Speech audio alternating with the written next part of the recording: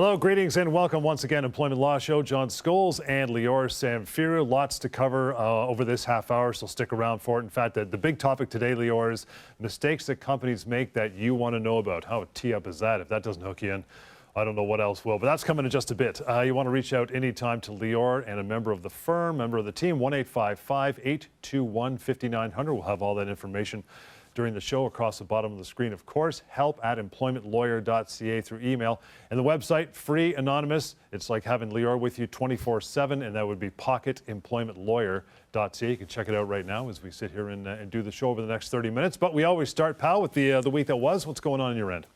John, always great to be here. Always great to have this opportunity, this forum, to answer questions and to talk about employment law and hopefully educate people. I get emails often when the show goes off the air saying, thank you, I learned something new, and that's great. That's really what it is, what it's all about. You may not have a workplace problem now. I hope you don't.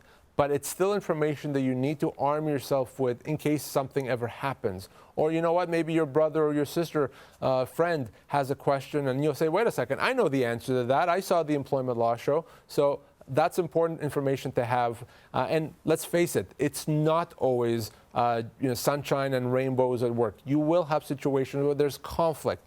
Maybe your boss did something to you, or maybe they put you in a situation where you don't know how to respond or if you should respond. Maybe your job has been threatened. You've been put in on a performance improvement plan. Should you answer? How should you answer? Should you just quit? Should you not?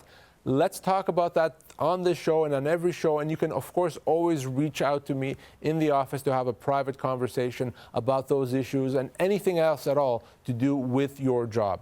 But to get us started, John, let me tell you about a question that I got asked maybe about 3 times this week. So I thought I really have to talk about it on the show. I've received a few calls this week from individuals who had been working for their employer a number of years, anywhere from 1 to 5 years. And for some reason, their employer was not happy with them and said, you know what, because we're not happy, we're putting you on probation for the next 90 days. So you're now on probation again, so you have to prove yourself to us over that 90-day period. And really the question that I got asked those 3 calls is, can they do that? Or what does it mean to be put on probation again? I've been there for a while. I'm not a new employee. Can my employer put me on probation? So let's be very clear on this. Being put, quote unquote, on probation after you've already been there for a while is actually meaningless. It doesn't mean anything, and it doesn't change your legal status as a regular employee. Really, a probation can only last 90 days, your first 90 days, because a company can potentially in the first 90 days let you go without any compensation, as long as you've signed an agreement that gives them that power. That period of time cannot be extended.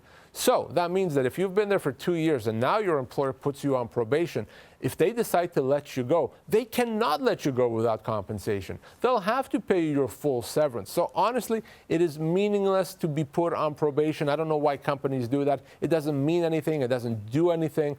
And frankly, it's not something that you should be stressed out about. If the company says you did something wrong and you don't agree with it, I want you to say so. Say so in writing. Why you disagree with it, why you don't think it's appropriate, that they're giving you a hard time or they're picking on you in that situation. But I wouldn't be so stressed about this probation issue. Your employer does not all of a sudden gain the right to let you go without severance, without compensation. So employers, probably no point putting someone on probation in that situation. It just doesn't do anything. Well, let's take it back to the outset of the job where, as you mentioned, the first 90 days, you get hired to a new job. They say, okay, you're on probation. Does that probation not have to be a creature of a written agreement? It can't just be verbalized, hey, you're on probation. Absolutely, it has to be. In other words, probation is not automatic. Right. Just because you started a new job, it does not mean you're on probation. It's not automatic. The only time you're on probation in your first 90 days, say, is if you signed an employment agreement that specifically says that specifically outlines that. If you sign that agreement says your first 90 days you're on probation, that's fine. That means that your employer can let you go in those first 90 days without severance.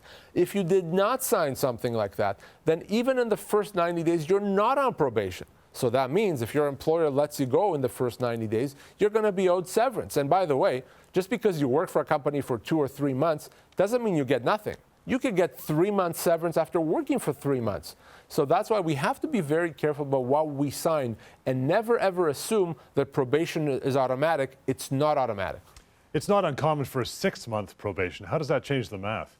Again, 6 months also is meaningless because the only period of time during which the employer can let you go without compensation is 3 months, the first 3 months, and of course only if the employment agreement says so. So being on a probation for 6 months also is meaningless. There's really no point. If the company lets someone go after the first 3 months, they're going to have to pay severance, so there's just no point to it. Employmentlawyer.ca, that is a website you can go to anytime. Lots of employment law information, of course, up there, contact information, and also ways to reach out to our radio show, which we host pretty much across the country, have for about a decade now. We get a ton of phone calls, ton of correspondence on that show. We like to play some of the good ones back here, Lior, and discuss. So phone call number one from our radio show is coming up right now. I'm going to be getting called back to work soon. I've been laid off. Part of my salary is commission-based. Been working there for close to 20 years. So now my commission is going to be basically next to zero. So is there anything I can do about that? Is my employer responsible to give me more money? How about if they want to start me off slowly, like part-time, and then build up? It's a sneaky little maneuver. Yeah, it is sneaky, and it's also illegal. Sneaky or not, it's simply illegal in the sense that even if it's for good reason, even if it's in good faith, his employer does not have a right to change his compensation in this way. So to the extent that now they're taking away commissions or changing the commission structure so that now he's losing money, that's illegal. An employer does not have a right to reduce your commission, to change terms of employment, to reduce your pay, which is really what this company is doing. If they do, that's a constructive dismissal. That gives you the right to treat that as a termination and say, I'm not accepting that.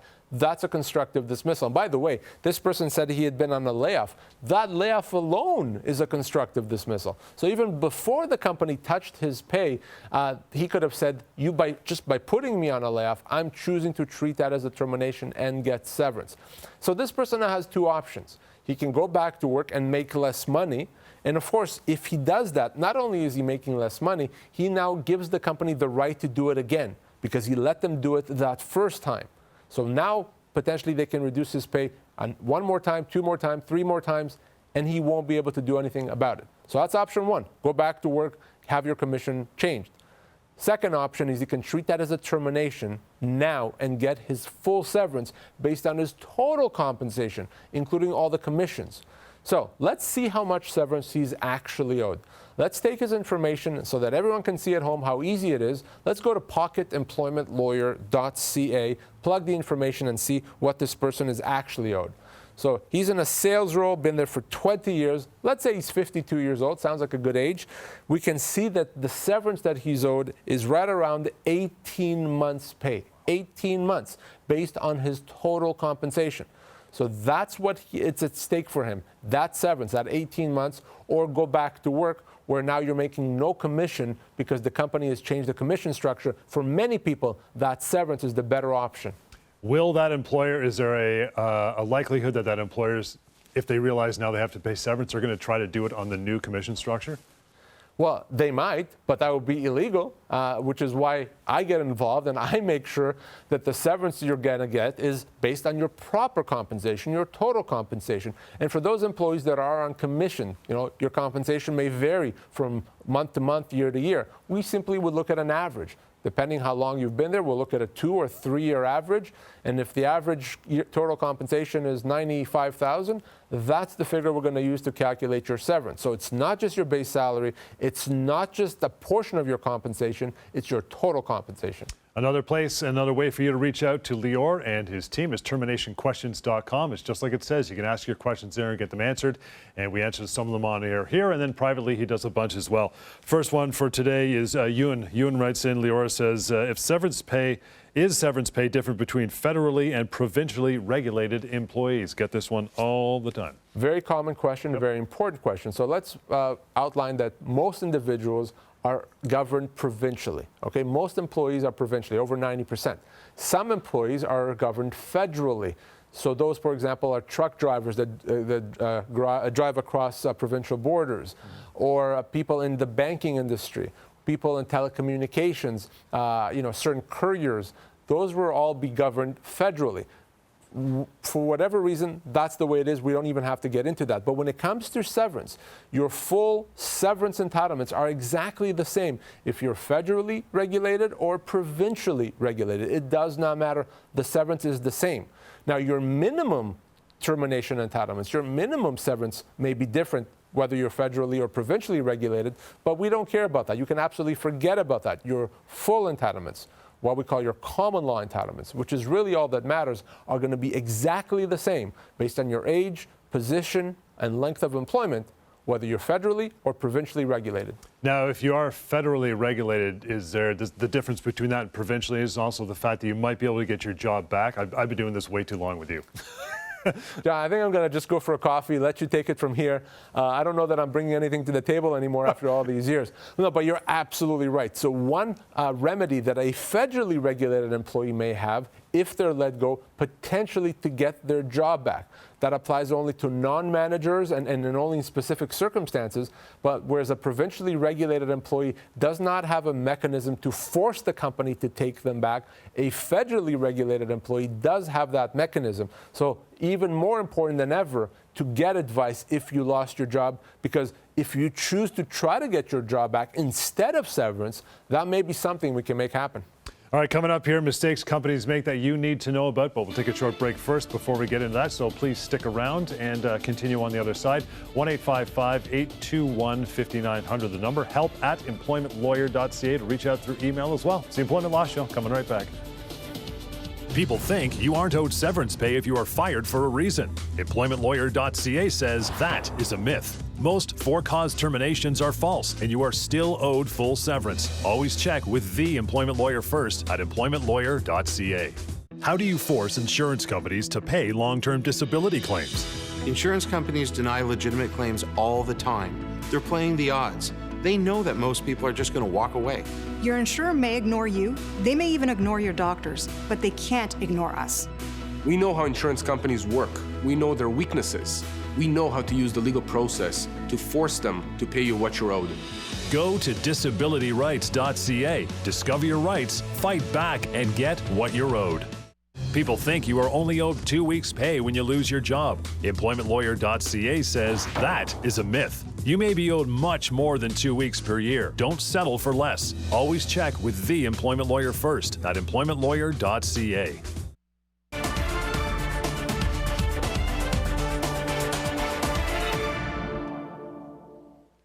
All right, welcome back. Employment Law Show. Want to get to these talking points, and these are mistakes companies make that you need to know about. The first one, Lior, probably went from 10th on the list over the last year. It's gone right up to number 1, and that is companies putting employees on a temporary layoff due to, a pandemic or an economic downturn, thinking, yeah, no problem, we can do that. Now remember, John, what we're talking about is mistakes employers make. We're not talking about situations where the employer is out to hurt the employees. Right. It's mistakes, oftentimes legitimate mistakes made in good faith, but nonetheless, they're still mistakes, meaning it's wrong and it does trigger rights that employees have. And probably the best example, as you've just said, is the temporary layoff.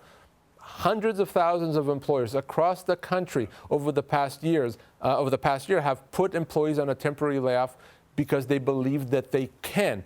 COVID-19 is in play, business is slower, there's all kinds of closures and government regulations. So we as an employer think, yes, we can lay off someone temporarily. But that's a mistake. That is in fact not true.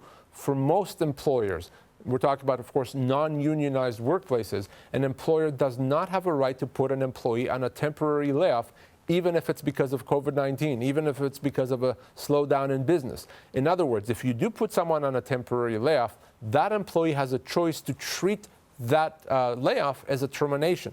They can say, I'm not accepting that, and make you pay me severance now. Now, for many employers, that could be a huge surprise. They thought they're putting someone legally on a temporary layoff, and now they realize, wait a second, I could owe someone 2 years' pay times however many employees. So that is a huge potential bill that employers have, but it's a mistake, and oftentimes employers do that without getting legal advice. So for employees, if you are on a temporary layoff, you could certainly wait it out. You can see what happens. If you choose to do that, that's fine. Keep in mind that by waiting and going back to work potentially, you've given the company the right to do it again, which is a huge problem. But the other choice, the other option, is to treat that as a termination of employment now, not to wait to see what the company does, to make the decision now yourself, to treat it as a termination and get your severance. Mistake number 2 that employers will do, workplaces will do, you got to be aware of, is they fire you for cause when they don't actually have cause. Employers often think, well, the employee did something wrong, maybe even a couple of things wrong. So that must mean we can let them go for cause without severance. That is false, that is wrong. Cause is very difficult to establish, even if the employee did something wrong. Employers have to build up their case to show that they've engaged in prior discipline, to show that there's no other options available to them other than to terminate someone for cause. A very common, a very big mistake that employers make is to terminate for cause before they should. That means that's now a wrongful dismissal, and of course they have to pay severance. So for employees, remember, doing something wrong does not mean you can be fired for cause. It does not mean you've lost your right to severance. You would have had to do something very, very bad, very terrible, something almost outrageous to lose your right to severance. So that is a huge mistake that employers make. Let's get on to number 3, Lior. An employer will make changes to an employee's job or their pay, for that matter, without their permission. Employers may think, well, I'm the boss, I'm the owner, I can decide what job you do, even how much to pay you. Mistake, not at all. Once terms of employment have been established, an employer does not have a right to change it any more than the employee has a right to change it. So the employer can't say, well, now I want you to work Wednesday to Sunday instead of Monday to Friday, or I want you to work evenings instead of mornings. Or they can't say, well, I'm going to relocate you or pay you less. Once the terms of employment have been established, those are the terms, and a significant change results in a constructive dismissal. Employers often don't realize that. They assume that they have this inherent right to make a change. The only time an employer has that right to make a change is if they put that right, if they contracted for that right in an employment agreement. Most employers don't do that. So for employees, if you're facing a change, you can accept the change or potentially treat that as a constructive dismissal.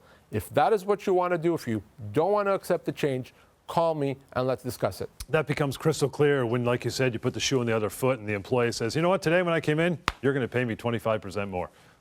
That would be silly, right? The employer would have a huge laugh at that, of course. Well, frankly, the same thing, exactly the same thing happens in reverse. The employee has no right to ask or demand or insist on a 25% pay increase. The employer doesn't have a right to insist on a 25% pay decrease. Yeah. The terms of our employment are what they are. They're established at the time employment starts, and no one can just make a change unilaterally without the other side's consent. We're talking about common mistakes that employers make, but they may be honest, but they're still mistakes, and you got to be aware of them. Only providing minimum severance pay under provincial rules, or no severance pay at all, for that matter. So we've talked for years, John, about individuals calling the government, Ministry of Labor, the Employment Standards Branch, and getting the wrong advice. Been asking questions. I lost my job getting the wrong advice. Well, guess what? The same thing happens with employers. Employers often call the government and say, I have to let this employee go. What do I owe them? And guess what? They get the exact same wrong advice. Let me give you an example.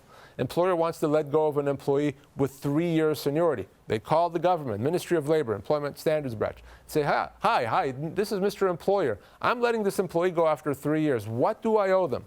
They're going to get the answer, you owe them 3 weeks' pay. Guaranteed. That's exactly what they're going to be told. Employer thinks, okay, great. I'll let them go. I'll even be generous. I'll give them 4 weeks' pay because I'm nice. Then they realize, holy cow, now that's a wrongful dismissal because we actually owe that employee 6 months' pay. Happens all the time. So remember, provincial rules, your Employment Standards Act entitlements are just minimums. They only represent a small fraction from what you're actually owed or what the employer has to pay you. Your full entitlements are much greater than that. Employers make this mistake often. They wrongfully dismiss individuals by not paying them enough without even realizing that's what they're doing. So without any exception, if you're an employee and you lost your job, chances are your employer has made that mistake. Your employer is offering you a lot less, and I do mean a lot less, than what you're actually owed. You pick up the phone, you call me, or you go to pocketemploymentlawyer.ca, and you can calculate your full entitlements right there on your own, anonymously, and of course free. Okay, a couple more of these before we move on. This next one's a big one as well, and an employer failing to respond properly to workplace harassment. An employer has to deal with workplace harassment. A lot of employers don't know how, so they need to get some advice on that. An employer has to investigate harassment allegations, make a good faith determination. Sometimes that may mean bringing in an outside investigator to investigate if the problem is more complex, have policies in place, and ultimately do whatever they can to rectify that situation. You can't ignore harassment. You can't hope that it's going to go away. You can't say it's someone else's problem. If you're the boss, if it's your workplace, it's your problem. You have to deal with it. And if you don't deal with it properly, you may find yourself on the wrong end of a human rights complaint or other legal actions as well. So very big mistake employers make, often because they just don't know any better. We'll get to our final one of the mistakes that employers make, but you need to know about, and that is an employer failing to make accommodations for an employee that might have some medical restrictions. Happens all the time. Yep. Remember the rule. If you have a doctor's note that outlines what your restrictions are, your limitations are, your employer has to comply with them. It's not enough for the company to say, oh, it's a bit hard, it's going to cause some trouble. Other employees may get jealous. None of that works. You have to, as an employer, to accommodate. It's a very strong, it's a very comprehensive duty. Even if it's difficult, you still have to accommodate. And most employers back off or back away from that duty to accommodate before they've actually met their obligation. So if your employer won't accommodate you, if your employer won't give you the modified duties or the modified hours or working from home, despite what your doctor is saying, you have to call me because there could be a human rights violation at play right there. Let's get to another phone call before we break and take a short break from our radio show. Phone call number 2. Lior's coming up right now. My boss had given us a contract to sign, constricting our employment terms and constricting our severance as well. And we stated to him that we wouldn't be signing it. And then he's come back and given us another contract saying pretty much the same thing, telling us how he desperately needs this contract signed. He said that if he wants to, he could give us all a 2-year termination notice, and then he could rehire us after the 2 years just to get us to sign this contract. Is that something he can do? How should we handle this now? Wow. So that's actually a tricky situation, probably a bit more than we can even do on this show to discuss. But bottom line is that what that employer is doing is wanting to have their employee sign a contract that limits their future severance. So an employee that today could be owed 2 years severance, once they sign that, they could be limited to 8 weeks severance. So from 2 years, by putting your signature on a piece of paper, now you've lost 22 months of future severance. It's a big problem. You never ever want to give up your severance rights, and almost every time when your employer asks you to sign a new employment agreement, they're doing it to limit your future severance. 90% of the time, that's exactly what an employer does. So best advice I would give this person is let's have a private discussion to talk about how to respond, to review that employment agreement together and have a plan of action. But don't just sign off your severance rights. You will regret it later. Coming up here after a short break, when you've been given a promotion with unrealistic goals, we'll tackle that. But first, a short break. 1-855-821-5900 and pocketemploymentlawyer.ca. You can reach out there as well. Employment Law Show continues. Coming right back. People think their employer can make changes to their job. EmploymentLawyer.ca says that is a myth. Your employer can't change your pay, hours, or duties. You may be entitled to full severance pay. Always check with the employment lawyer first at EmploymentLawyer.ca. If your long-term disability claim is denied, should you appeal? Appeals often fail because insurance companies control the process. So long as you appeal, you're playing by their rules. You should never appeal the denial of your disability benefits. Appeals are just a mirage of false hope. Don't. That's their process. Take it out of their hands and fight for your rights with our help.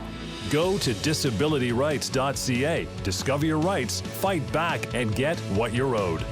People think you should go to the government to get severance pay. EmploymentLawyer.ca says that is a myth. Government can only help you get minimum severance, but not everything you're entitled to. Always check with the employment lawyer first at EmploymentLawyer.ca.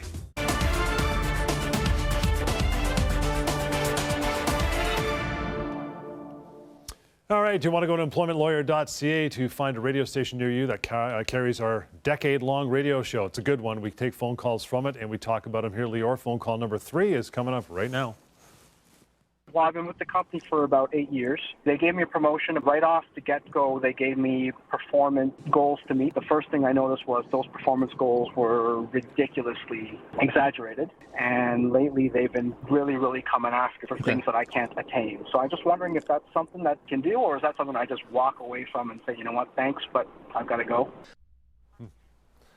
So the concern here, of course, is that he's given a new job, unrealistic expectations. He's not able to meet those expectations because they're unrealistic. And then the company says, well, you're not doing a good job. We're putting you on a performance improvement plan, and maybe we terminate you for cause because you're not doing a good enough job. So what's important here is to set the expectations correctly from the outset. So if your company is expecting you to do things that you know are not going to be possible, say so. And say so in writing. Always, always in writing.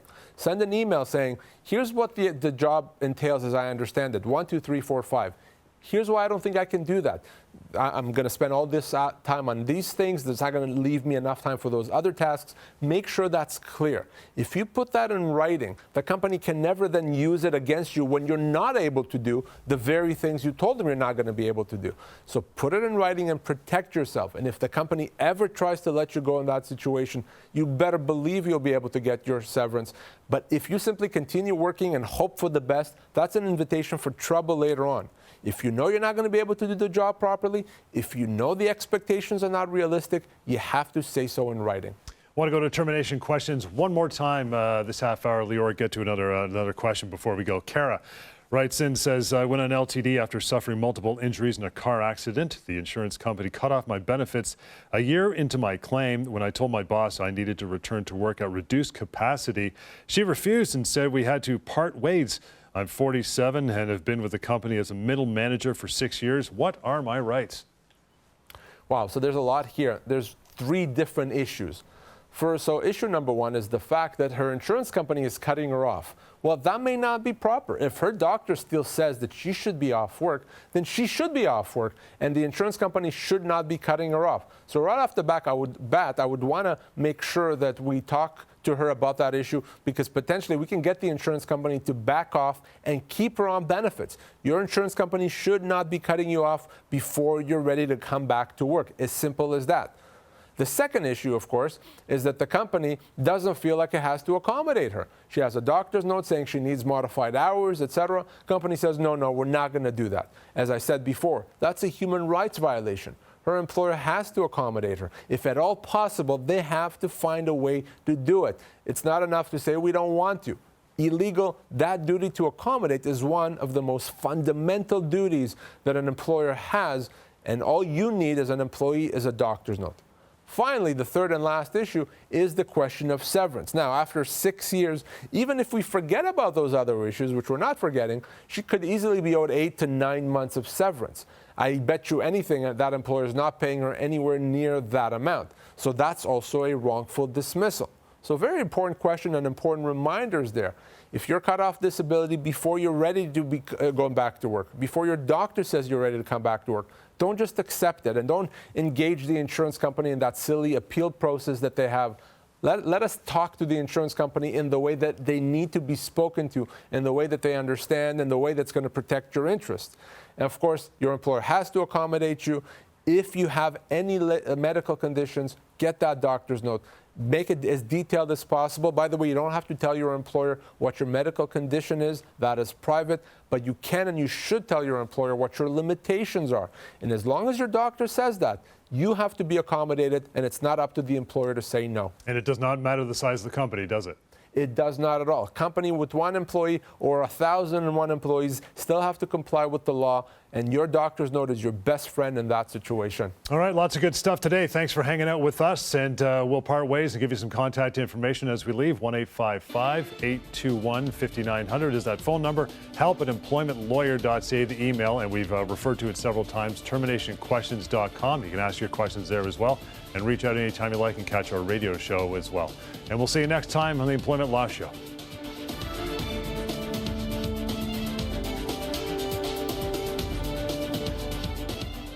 Closed captioning of this program is brought to you in part by SeverancePayCalculator.com. Find out how much you are owed right now. SeverancePayCalculator.com.